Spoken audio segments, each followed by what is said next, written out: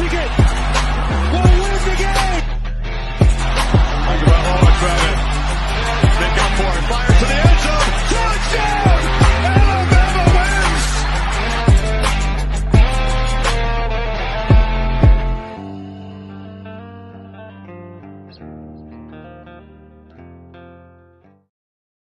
All right, we're live, guys. Welcome to the Gridiron Uncensored podcast, another edition. We got a Week 9 review and a pretty solid week of football. Good games across the board. Kind of chalky in a way, but it was still good, fun matchups. Obviously, the AP poll has been released today. We'll talk about that. Talk about what we feel about the rankings. A couple of the games. Obviously, we're going to do conference rundowns. And then we'll talk about, our usual stuff, the gridlocks, the pick 'em, and then we'll go from there. Boys, let's just go ahead and get into this AP top 25. And, this, again, it dropped today. Miami jumped one spot up to number 5. Texas fell back. It's just the AP poll. That's how it works. Notre Dame, though, jumped 4 after beating Navy. BYU is up 2. They're top 10. And then Texas A&M is up to 4 spots to number 10. Biggest loss was from LSU, biggest loser there. They dropped 8 spots. Illinois got, blanked. They put 9 points up, but whatever. They lost to Oregon, and then Missouri actually got blanked because they're absolutely horrible. I wasn't exactly expecting that this year, but they suck, and that's an understatement. So they both fell back, but they should honestly be out of the top 25, but whatever. Boys, anything on the top 25? I've got, I wouldn't say a great, but there's a discussion I figured we could talk about, regarding Notre Dame and Texas A&M. What are your thoughts on the 25 before we talk about that? I don't have any on the actual top 25. Yeah. I feel like Pitt could be ranked higher. They're 7-0. I think they've looked pretty solid. The Big 12, I did see a lot on Twitter about them being disrespected, Kansas State specifically. I don't know. Kansas State's schedule, that loss to BYU, the fashion that they lost is, I think, what's holding them back. But, and then they struggled with Kansas. They did put it away, but that kind of stuff will hold you back in the rankings. Yeah, I just for me, when I look at them, it's like I kind of allude to Clemson got blown out by Georgia, but they're still up there. Why aren't BYU's a top 10 team? Why aren't they? So it's little things, but again, it's the AP poll, and half of these people that vote don't even actually. I feel like they don't even watch the games. Yeah. Trev, anything for you? No, I'm just still enjoying. It's still mind blowing to me that Indiana's undefeated right now. I'm just still trying to wrap my head around that. And with the backup quarterback. How impressive is that? Imagine that. But this year's just a crazy year. It is. And look, for a minute I was like, okay, 2007 for sure. But I don't know. It's kind of died off just a little bit. Not as much chaos as was going on then, but it's still been a fun year. I do love seeing teams like Iowa State, BYU, Indiana getting up there. Army, Army. You're our only hope, Army. But real quick, I'll talk about Texas A&M, Notre Dame. Personally, in our rankings, you'll see it. We've got the composite here that you see on the screen. If you're listening on the podcast. Again, these will be published later, but when it came down, Texas A&M, and I think I skewed a little bit. I have Texas A&M in the top 10, and that brought them into the top 10 on our composite. And I feel like they've been playing pretty good, even with changing quarterbacks.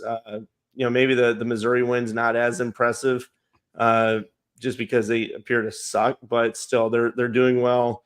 They've rebounded from that first loss to Notre Dame, which brings in the discussion is, well, should Texas A&M jump Notre Dame? Notre Dame's got the head-to-head, obviously, but Notre Dame also lost to Northern Illinois. That's got to count for something, right? That counts for everything. It should. Since winning loss does not matter. especially who you lose to and where. It was in Notre Dame. Right. And you lose to a MAC school like that. So curious what you guys might think before we move on. Because people are pissed. Like online, they're they can cry. They can cry me a damn river. Like, I don't really care if people are pissed if Notre Dame's getting slighted, because they deserve it. They have one of the worst losses of the top 25. Oh yeah, with NIU being their loss. Like, I mean, that's not even a question. And Texas A&M has now proven it. They've come back. They've kind of righted the ship a little bit, and they are earning their spot in the top 10. Yeah. Notre Dame has yet to play anyone and actually officially earn their spot. Hey, Notre Dame, here's a tip. Go join a damn conference. Like, I'm just saying, like, pro tip. Anytime you get a chance. Pro tip, joining a conference actually helps you out a lot. Yeah. Yeah, it does. Blake? I mean, I don't really care much at this point in the season about rankings because, a lot is going to change over the next few weeks anyways. I don't think it's something to be mad about like they are. Yeah. But, I mean, I understand it, like the loss to Northern Illinois counting for something, but beating A&M has to count for something too. Oh, I agree. And granted, I do think A&M is a good team, and not that they're bad and that they're not worthy of being in the top 10 spot, because they are. But I mean, I don't think it's something to complain about on Notre Dame's end either. Yeah, though, I mean, Twitter's alive with how can you say this? How can you even?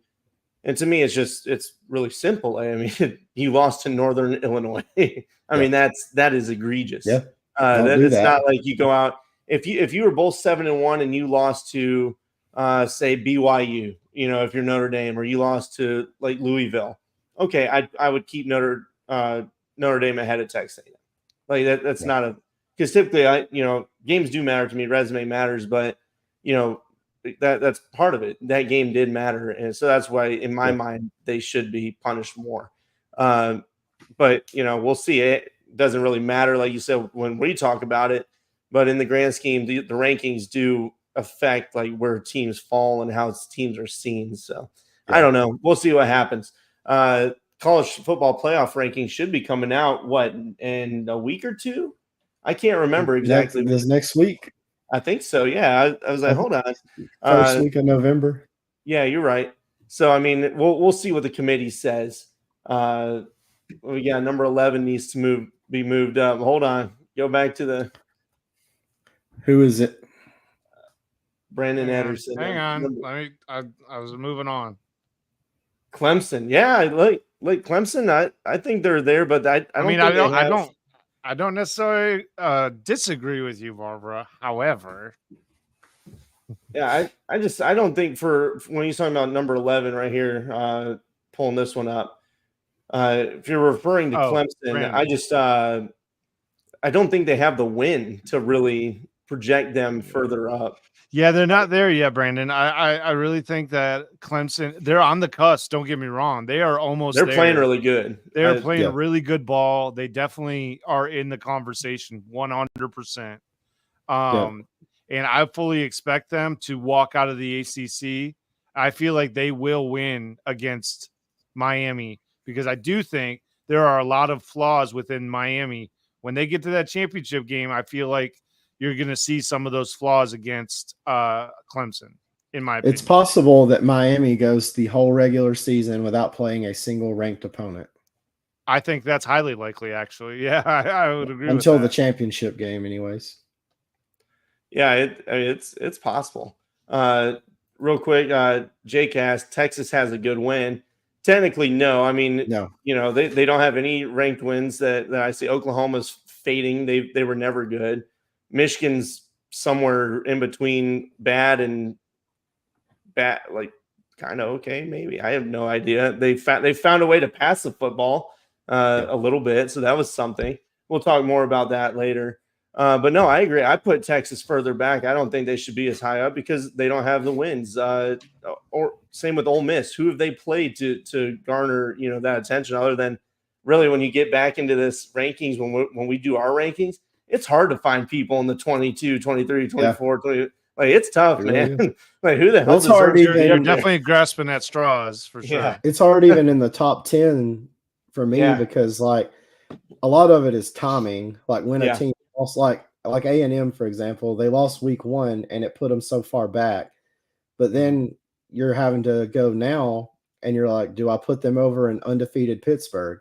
Yeah. Because Pittsburgh, I mean, why would you punish Pittsburgh for being undefeated, Right. But that's at the same time, A&M, I mean, now they've got the LSU win, but prior to that, they didn't really have, like a super quality win. And Pittsburgh really don't either. They've beat like West Virginia, Syracuse. right. Who have they really beat? But they're still undefeated. So yeah. So I mean, we'll see what the committee values here, and we'll go from there. But we got a question here: will Bama make it? And I think, thanks for pulling it up. Will Bama make it? I think they're doing everything they can to kick Clemson out, and Clemson can beat Pitt. So with that, I mean, I don't necessarily disagree with that thought process. I think that Bama has the potential to make it. However, it's really going to depend on, well, there's going to be a lot of shakeup because Ohio State's playing Penn State soon. And then, I mean, anything can happen with Oregon and Michigan, but I'm pretty sure I know the answer to that game. But anyway, neither here nor there. I can see a couple teams faltering. There is a possibility Indiana still falters.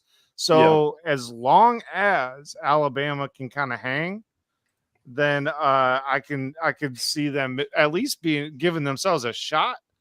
But it's really going to depend on how much the ACC teams beat themselves up, and also the Big Ten teams. Yeah, and like you said, Trev, they control their own destiny. If you're Clemson, I agree. I think they're slept on to a point, even though they still got really manhandled early against Georgia. But that was a long time ago. It still counts, but things could change. They control their own destiny. Bama, they could find a way in, but I mean, they really, I can't really judge that Missouri win. Truly, Bama's probably not going to make the playoffs. I don't believe that Bama has the wherewithal within the team to get. They're not clean enough. They don't play a clean enough game. I think LSU is going to smoke Bama.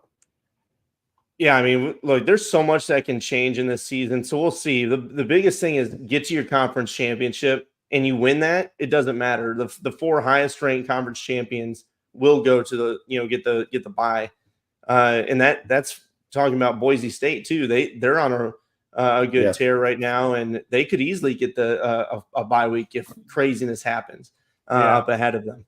And I would also say that the one X factor in all of this talk is the last game of the season, meaning most of the rivalry games, the end of season rivalry games, Clemson versus South Carolina. We all know what South Carolina can do on the defensive side of the ball. Very disruptive team on the defensive side of the ball. So that kind of factors in a little bit to we really there's a lot that's going to play out here in the next few weeks. A lot of ball left, guys.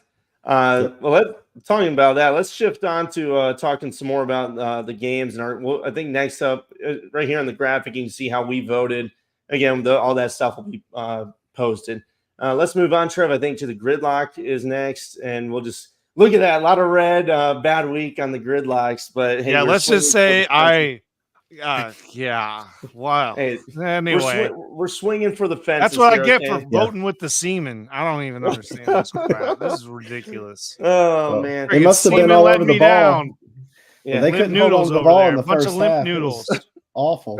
Bunch of limp noodles, man. It is the Navy, so I'm not too surprised with them blowing it.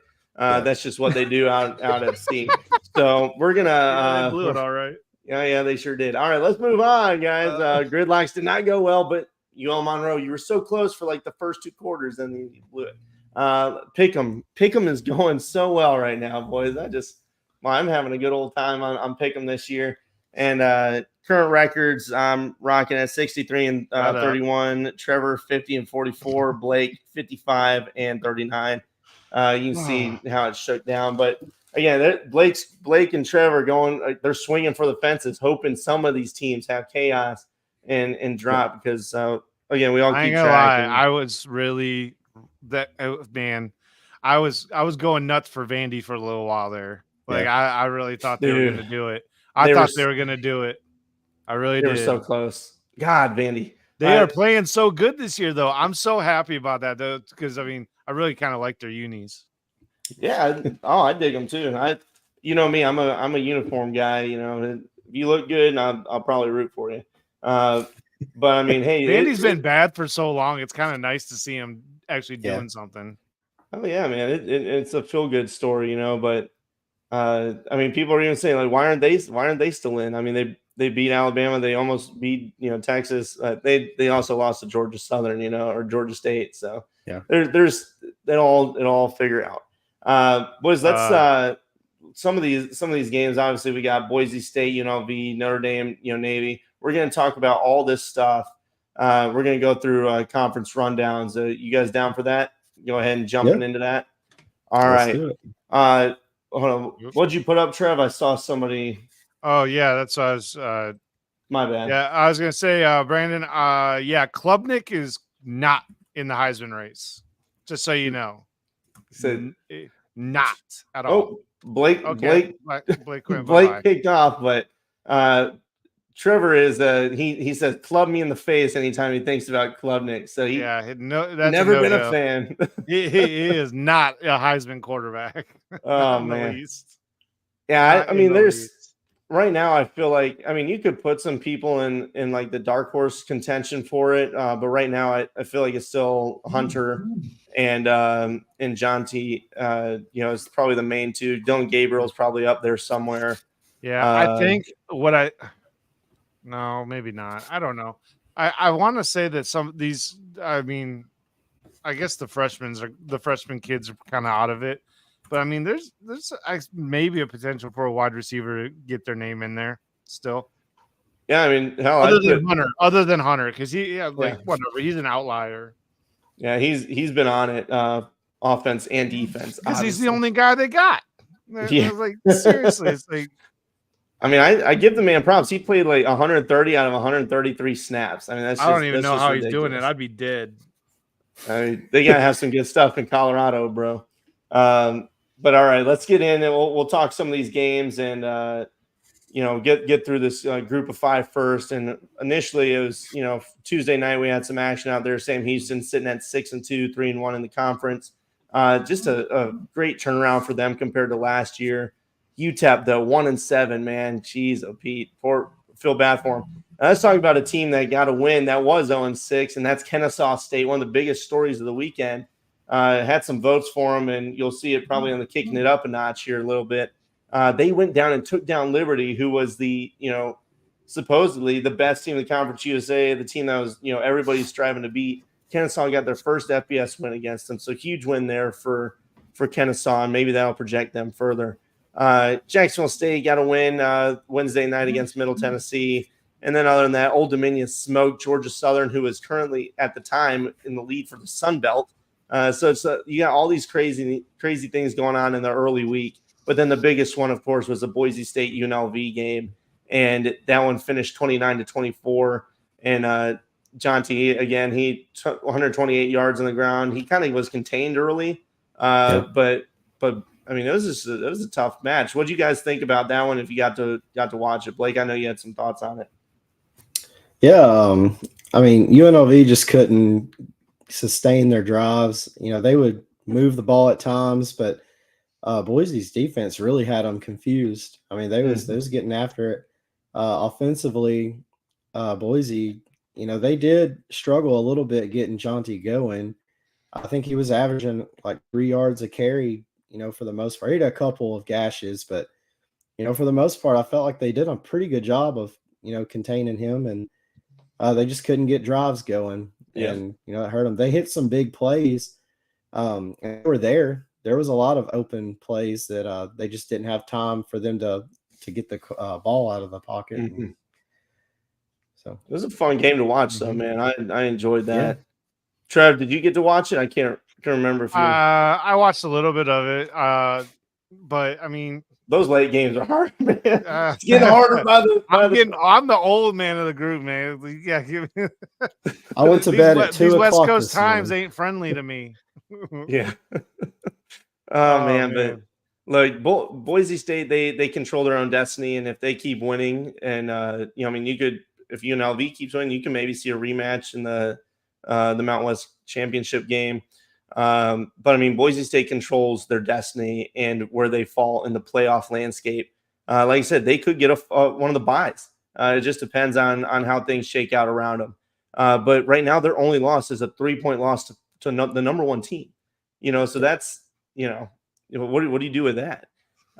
Some other ones that out here in the group of 5, obviously the Academy, Navy went and got smoked because they couldn't hold on to a ball. That was embarrassing for them. And then Tulane, Memphis, both sitting there just kind of quietly hanging on. 4-0 in the American, and then 3-1 in the American for Memphis. So things to keep an eye on in the group of 5. Anything on that before we move on to the ACC, boys? No. All right, let's jump on over there and I'll pull up their games. Obviously, the first one was a Thursday night game. Pittsburgh went out and murdered Syracuse. Thank you to Kyle McCord.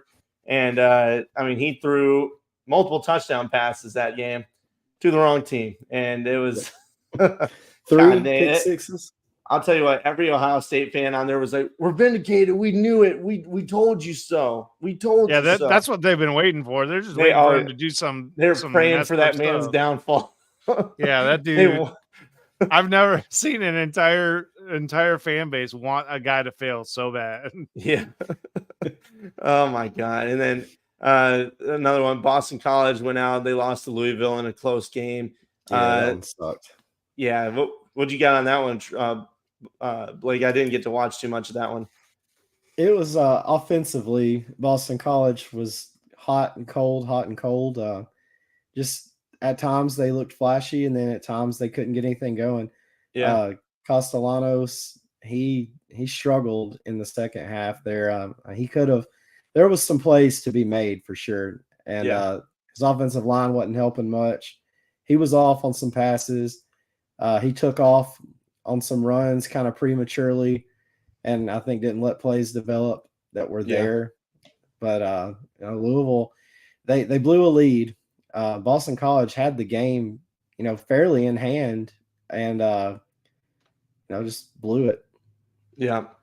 That's the Boston College team has been so just hit and miss this year, and so close at times, and then I don't know. I like what they're doing. I feel like they just need one more gear to get through.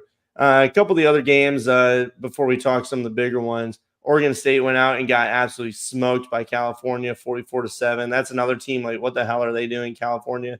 Some days you blow them out. Some days you totally suck. Wake Forest, Sanford, 27-24 there. North Carolina maybe finding some sort of groove. They beat the hell out of Virginia, 41-14. And then Virginia Tech goes out and beats Georgia Tech 21-6. The big game that weekend, Miami versus Florida State. I mean, it was what I expected. Miami went out, beat them 36-14, and then SMU, very tight win against Duke. But that was a fun battle. What did you guys think of those games? Miami, Florida State, Duke, SMU. Well, oh Lord. Well, first to answer this question, Brandon, probably yeah. Just might as well work for the future because the right now is gone. It's done. It's done.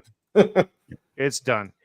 But as far as the SMU game, Duke game, I'm disappointed in Duke that they just couldn't finish. They couldn't stop it. So that blocked field goal at the end was nasty, man. God. Yep. Duke needs they need some help offensively. They do really bad.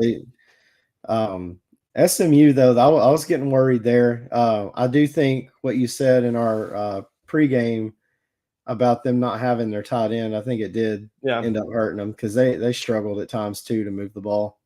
Yeah, he was their leading receiver, and he's just a reliable target. You lose something like that, I mean, you should be able to adjust, but if you just don't have that depth or the the confidence, it made an impact. It made an impact. So SMU though, I mean, they're sitting at 7-1, 4-0, and when you're talking about yes, Jacob. Yeah, very the bad. answer is too early to tell. I need more. I need more data points. Is yes. Give me more data. I need it. But when you're looking at the ACC schedule and like who's leading for it right now, I never would have expected Pittsburgh, SMU, to be up there. Duke was even in contention if they'd have won that game. Clemson obviously is there too. We mentioned SMU as a dark horse, but Pitt really has turned it on, and Holstein's been a big part of that. But that's all I got in the ACC, boys. Interesting conference. I'm curious to see how it's going to all shake out. Miami is obviously sitting there at the top at number 6, and they just keep kind of winning and doing their thing. So we'll see as more goes along. Big 12 up next, and this is the craziest conference in college football. It's just so back and forth. BYU 8-0. Crazy, I say ridiculous. Yeah, ridiculous.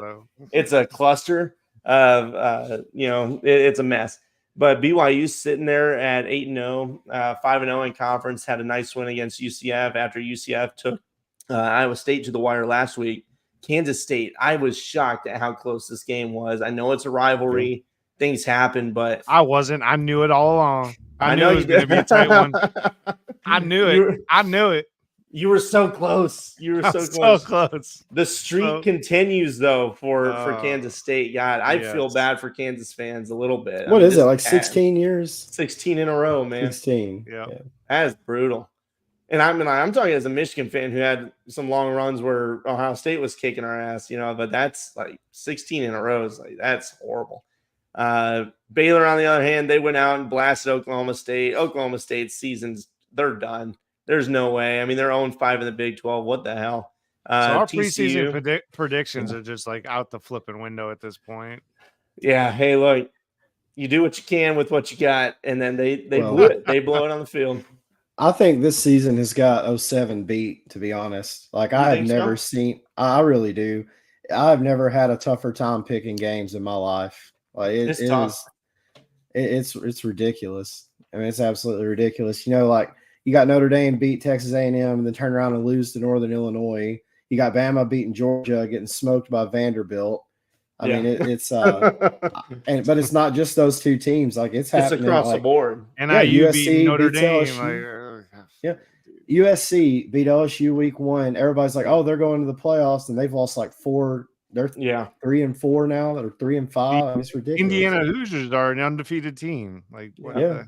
This is the craziest college football season I've ever seen. It's nuts. And more in the Big 12. I mean, Texas Tech at times looked really good, like earlier, and then they go out and they've lost 2 straight now. Now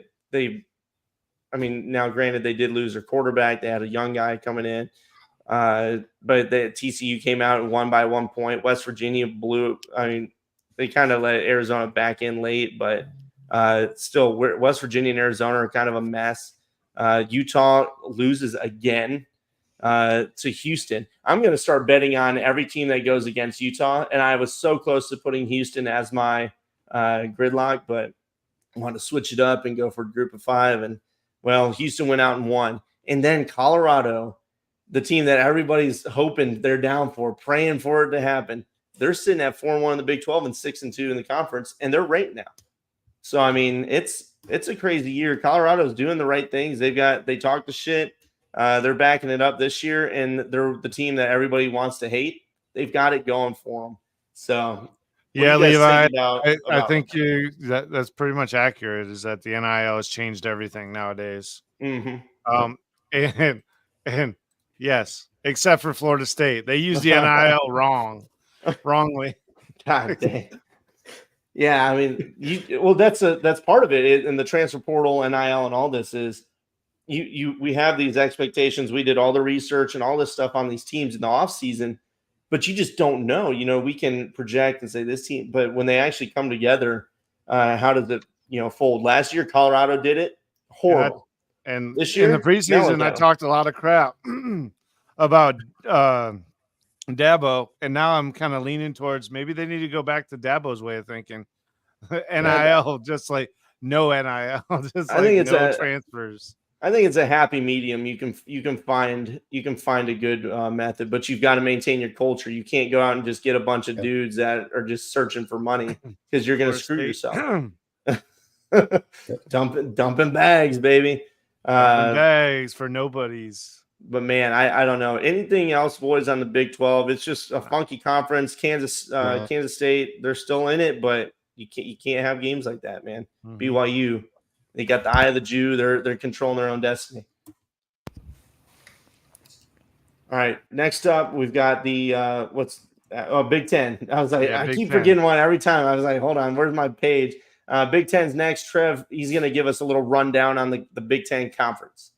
Yeah, so let's see here. We got USC managed to beat Rutgers, but they still allowed them to get 20 points. So I mean, that's something. Nebraska, that's two strange teams. Man, Nebraska, come on! I know. With a freshman quarterback, almost took out the Buckeyes a bit.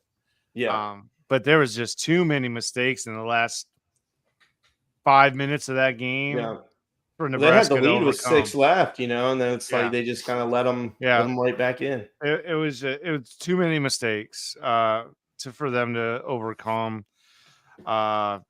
Indiana, what can I say? Like they working with some magic dust or something, man. I don't know. Like angel dust is illegal in most states.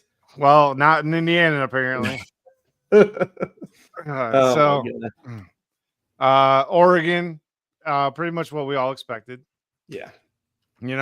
Iowa unexpectedly puts up 40 points. I know it's Northwestern, but I still have a hard time expecting more than 24 points out of Iowa. So there's that. Let's see. There was one stat that I thought was interesting from the Iowa game. Yeah, Fudge Packer. I forget what the hell it was. Did you say Fudge whatever? Packer? It's gone. It's left my brain. On to the next. Well, you're looking for that. I can't let you go with that. Like, yeah, I What did. the hell did I just hear? Oh my god. Well, while you're looking for that, Nebraska, did you see the stat that come out of their win-loss record of games decided? Insane.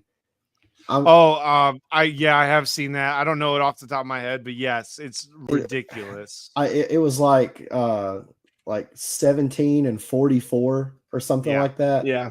I was like, them fans got to be on suicide watch, and they still sell out every game. Hey, I'll tell you what, they are the nicest fans in college football, regardless. They got a nice stadium, venue, and everything. They got a nice stadium. They all seem the cookouts look phenomenal. When I see see the videos of all the tailgating, man, it just looks so good. Yeah, all that food. No, for Nebraska, since the start of 2021, they're 3-18 in one-score games. Oh my god! And that's just from 2021. So go back before that. I was gonna say, I think the one I saw on Twitter was since 2000, I believe, and it was 17-44 in games decided by one score. I'm like, that's brutal. It's brutal. Any what else you got in the Big Ten? So then it was Minnesota over Maryland 48-23. Max Bosner went for 26 of 33 for 320. Yeah, he had a nice pretty game. impressive. He had a good game, four touchdowns. Let's see.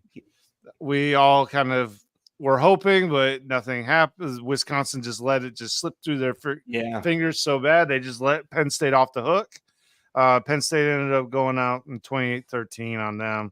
And then one of the ugliest games I've ever seen between Michigan and Michigan State, it ended up being 24-17, but it was a shit show and a half of the first quarter. Yeah. And then it really didn't get much better. Like, I was just like, I don't know, whatever, man. Yeah. But with Michigan, I mean, it looks like they have somewhat figured out a system with the two quarterbacks, which ironically enough, it's the same two quarterbacks that were at the beginning of the season have now come back to the fold. So gone full circle. Whatever. We're just guessing at this point on what they're going to do. So, I mean, I still don't think I like any of their options. I still wish that they would that Jaden Davis would remove his red shirt and play, but whatever. Yeah. At this point, it's a little bit too far gone for them anyway. They've put up 3 losses. It would be, even if they win out, it would be next to a miracle for them to make the championship and have a shot. Yeah. So at this point, it's, do what you can, build what you can for next year for the most part with them. And that's the last game I got on here. Yep. Blake, any thoughts on the Big Ten games? Ohio State, Penn State, Michigan, etc. On the Wisconsin game, I really feel like, I'm not saying Penn State is like this great, phenomenal team, but they're a consistent team though. And Wisconsin had opportunities. The quarterback play was pretty bad, and the play calling in general offensively was awful, I think. And for Luke Fickell to be, a supposed offensive mastermind, and that's the best they can come up with. I mean, I don't know about that. I know they don't have a quarterback. I mean, he really struggled. And but the receivers were dropping balls too. And I mean, they had opportunities and just didn't capitalize on them. And Penn State, they just had they're very similar to Wisconsin. They just had a little bit more. And when it mattered, they made the plays, like especially that big run there at the end. I think that just, it shut it down immediately. And they play Ohio State next week though, I think. Don't they? Yeah, and it's a very difficult game for me because I just like the whatever. That's where you hope for a Baldy versus Baldy versus fake face. There we go. That works. Frames versus Crybaby, but there you go. But how insufferable will the Penn State fans be if they somehow beat Ohio State and just like I can't, I won't. They'll call the media will probably say Franklin is the best coach ever. So fantastic. They do. They love him some James Franklin. They love him. He's held off so far on his Franklin special, but before that, he's been horrible in ranked matchups, especially against the top teams. And I feel like he doesn't get the fire that other coaches have gotten for less. Real quick for me on Ohio State, I feel like there's trouble brewing there for sure with their offensive line issues. Once they lost their tackle, it's gone downhill since, and Nebraska should have beat them. Ohio State's got some they got to figure out quick. Their corners, man. They were man coverage. Yeah. Woo! They cannot be put on an island. They have to be in zone, otherwise it's trouble.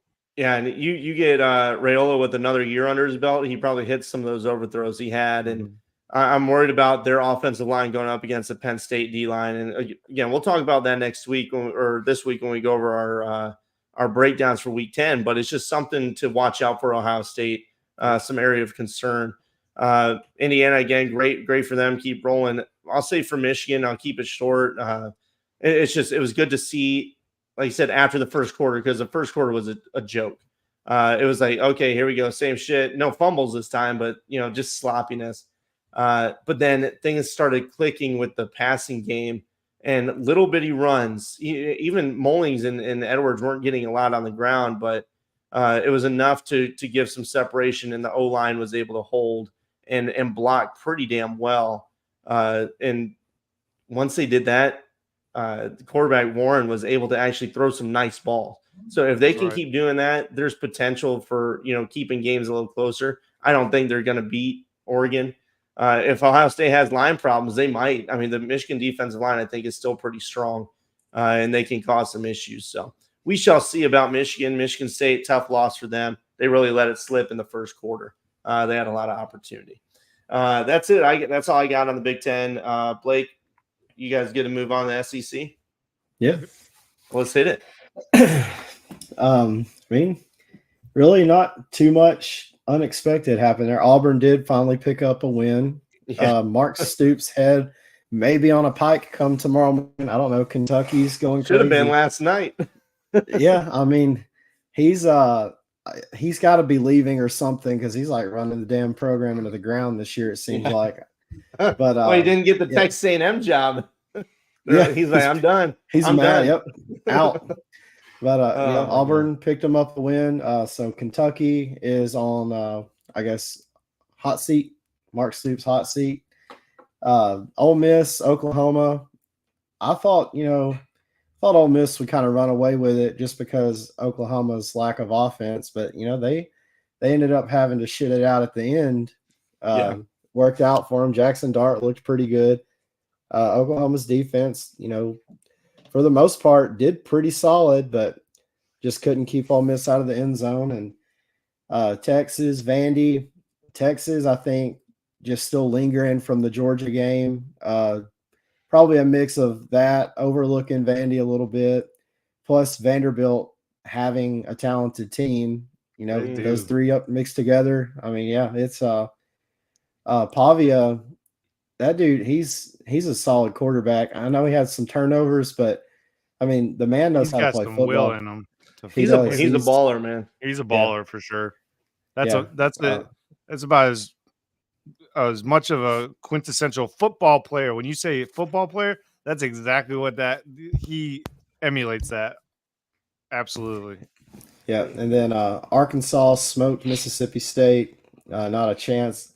I was shocked at that because I'm like, Mississippi State has scored. They're scoring on everybody. Georgia and then Arkansas is struggling to keep drives going. And then the 1 week I picked Mississippi State, Arkansas pulls it together and puts together the offensive performance of a lifetime and puts up 58 points. And they sure did, man. Yeah, that was crazy. And but Taylor Green went the fuck off. He did. That was his best game of the year. Absolutely. But those were the lesser games. The big two. I'll do Bama first because there's another game bigger. I'm still not a fan of Jalen Milroe. He did a little better throwing, but accuracy is just not there. It's just not there. And then discipline is awful. We're still getting too many penalties. I was glad to see the running game finally get going. I mean, that was so happy. I was just ecstatic about that. Defensively, I think a lot of Bama fans are getting a little too hyped about it. I know we shut them out, but this is not a good Missouri offense. It's a horrible offense with a backup quarterback. Yeah. Even when Cook was in. Even when Cook was in, it was not Cook from last year. Yeah, it's still very subpar. I don't think it's something where the Bama defense took the will out of Missouri. It was never there. Yeah. I think that it was more so of a bad offense. So I think a lot of people are getting too hyped about Alabama, even on the media. I've seen all kinds of tweets about it. Bama's back. They've turned it around. And they think because DeBoer chewed one player out for 3 seconds. So, see, he will chew out the players. No, he's still having ice cream every Thursday with them. And, I mean, come on. But, yeah, I'm still not a believer in Alabama right now. I'm just not. I don't like what I see. There's more behind what a score says a lot of times. But then the biggest SEC game, A&M, LSU. It started out, I thought LSU was going to run away with it. Nussmeier could not be stopped. LSU's offense was it was ridiculously good. A&M had no answer for it really in the first half. Wigman wasn't doing very good for A&M. When they brought Marcel Reed in the third quarter, that was it. That dude, he went absolutely berserk. LSU had no answer. They wasn't prepared for it. And I don't know what happened to Nussmeier from halftime to midway through the third quarter. Their offensive game plan, they was burning A&M over the middle on those post routes and the inside, the slants and drags. And then all of a sudden they start throwing these long, outside the hash throws and he got picked off twice. I'm just the halfback screen pickoff was just like, man. I'm like, why is he throwing those balls? I couldn't, man. It was crazy. Yeah, I mean, I don't. Other than Milrow, I don't really like to blame individual players for losing a game, but man, that one was on Nussmeier. I mean, that was an awful 3 turnovers. I mean, that's it's just bad. Yeah, but then look at the defense also. Yeah. I mean, I can understand them struggling read, especially when they didn't prepare for it, because Wigman's been playing pretty solid since he came back. So I mean, I can understand not necessarily being ready for that, but I mean, man, he was good. He had the offense rolling. Yeah, I think I said it to Jay, and I said it to him when we were watching the game. Yeah, you guys you got a freshman quarterback now. Yeah, that guy, they got to keep him in. They Reed's the guy. Yeah. Well, and it's just so funny because Wigman last year, he had moments of like, oh man, this guy's good. Then he got injured, and then he came back and he totally blew the game against Notre Dame. I mean, he was shit. And then they've been playing Reed, and they were getting their wins. And then Wigman came back and tore up Mizzou. And at the time, I'm like, oh, okay, this is the guy that I thought. Well, no, it's just Missouri's that bad. They're just horrible. And now Wigman's back to this form of himself. Where it's 6 of 18. Like the moment's too big for the guy. Night game, all this. I don't know what happened, but Reed coming in, only throwing 2 passes for 70 yards. That's great. But his running ability, the read option, play on words with his name there. He scored 3 touchdowns. But the Texas A&M rushing offense, 242 on the ground. Again, another issue with LSU, same as last year. Poor tackling, issues on defense, and that's a reason USC beat them too. So it's like it's just I'm curious to see what these teams really are as we keep going. I mean, I feel like we have an idea, but it's just not quite solidified yet. Levi, yes. This is a must-win for Bama with the LSU game. It won't happen, and no, they do not play A&M. Yeah, not this year. But I'm glad we don't, because if we get smoked. Yeah, and looking at Texas A&M schedule, all they have is really. I mean, they got to get past South Carolina, which, according to people in the preseason, this is a Super Bowl type game. South Carolina is going to win the national championship, right? Wasn't that said? They have a better history. Yeah, that's what it is. They're historical premise. And then, so I mean, it's Texas, this circle. But if you're Texas A&M, you can't let up, because I sort of got if you lose to South Carolina or to Auburn, you're oh Lord. As a rock, buddy. We love the comments. We love our fans in the comment section. Great people. But either way, Texas A&M, you control yourself. Don't blow it too early. So we'll keep going with the theme here, boys. I don't know what else to say about the SEC. It kind of opened. Texas A&M, I think they're leading the pack, right? They're undefeated in conference play. So. Big game still ahead. It's going to be fun the last few weeks of this regular season. It's weird that we're already going into week 10. It's great. The comments are great. If you want to see them, go check out our Facebook. But also, boys, that's it. I think, Blake, you got anything else on the SEC? No, just Milrose sucks. Yeah, Bama, I'm still – you and I both have them ranked a little bit further back than the AP does. And they're still a team like this. You can't take them lightly. It's just Bama's got things to work on too. So we'll see what happens as we move forward. But Trev, I think next up, it's our kicking it up a notch. And the votes were kind of split this week between this is fan voted between Twitter and Facebook. I just go through and whoever's got the most commented name or liked, comment, that's who gets the nod. And it was a tie for team of the week between Kennesaw and Texas A&M. But since Texas A&M already had Marcel Reed up there, I was like, we got to give a little bit of props to Kennesaw State. First big win for them. taking down a conference contender. It's not just like, oh, they went out and beat some other 1-4 team. They went and beat the top dog in the Conference USA. So cheers to them for getting that win. And then, Marcel Reed, obviously, passing stats, you're not like, oh, that what? There's other players that had big moments. Like, how did they not get in? Well, it's because he came in the third and picked up his team and was able to direct them to victory. I mean, that's huge when you're coming off cold and not expecting to play. So, yes, sorry, I had to pull that one up. Hey, it's what happens, man. Sorry. I'm trying to give props to the people. They voted. Looking at other stuff, though, I mean, that's it on Kicking It Up. Make sure you guys vote. And if you don't want your team to get snubbed, don't like any comments. Don't just try to discredit them in the comments. Go to war in the comments for us. That's what we want. Real quick, Trev, I pull up Casper's message there. What do you say? Early predictions: Indiana versus OSU. Indiana's been rolling, man. I don't know. And Ohio State, if they can't block, their run game was starting to get limited very badly. Pass protection was poor. Indiana could easily beat them. I don't see why they couldn't. So they haven't played Ohio State. Ohio State's not undefeated though either. What's that? Ohio State's not undefeated. Yeah, that's true as well. Oh, true. I didn't read the rest of the comment.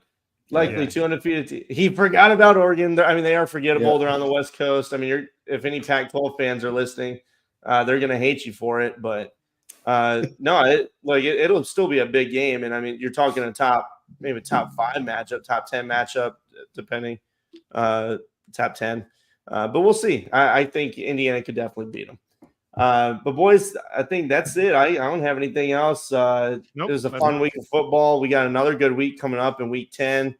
Some games kicking off. Let me pull up the full slate here, not just on the SEC side. Tuesday, we got some more Conference USA action with New Mexico State, Florida International, Louisiana, and Texas State. Damn you, Texas State. You've fallen off. Though I love you, I hate you as well. And then Louisiana Tech and Sam Houston. My new darling school. We love Sam Houston here. Great people. And then you look at Wednesday, Liberty. Can they come back against Jacksonville State? And then Kennesaw State, Western Kentucky. And then Thursday night game, you got Tulane, Charlotte. And then we'll have our other episode out, so we won't talk about the rest till then. Boys, that's all I got. I appreciate everybody. We obviously love the comments, love any of the retweets, likes, shares. That all is huge for us, and we appreciate you. Boys, anything else before we shut her down? No, that's I just wanted to make sure that I got in there. Jacob Roy, I hope you're right, man. Crying day. We can't let him get the dub. So you'll see more about Michigan and Alabama in our write-ups that we do weekly. So keep an eye out for that if you're a Michigan or Alabama fan. Yep. But we appreciate you guys, of course. Gents, we'll shut her down. All right. Take it easy, everybody. See you guys. See you later.